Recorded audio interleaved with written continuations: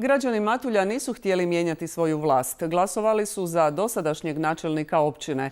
U drugom krugu SDP-ovac Mario Čiković s 53% glasova pobjedio je HNS-ovca Miodraga Šarca, koji je osvojio 46%, odnosno 230 glasova manje. Na birališta je izašlo 35% birača. Dakle, Čiković platiti ovo, on je to predviđeno. Čestitamo.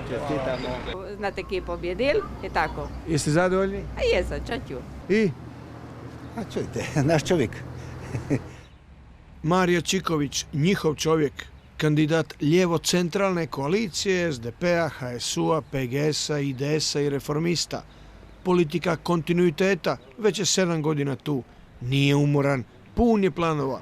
To je uređenje samog centra Matulji koje je zadnji put kvalitetno uređeno pred jedno 100 godina kad je to radio Mussolini. Dakle, fali nam knjižnica i čitaonica, jedna multimedijalna dvorana. Puno obeća, a malo se napravi. A Šarac je rekao, ako moram, napravit ću, neću obećavati kao drugi. Nisam zadovoljan nikako. Očekivao sam da će Šarac pobijediti.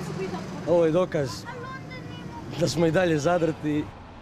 Uz Miodraga Šarca bili su HNS, HDZ, Akcija mladih te još 2 liste. Zvali su se Bolji Matulji.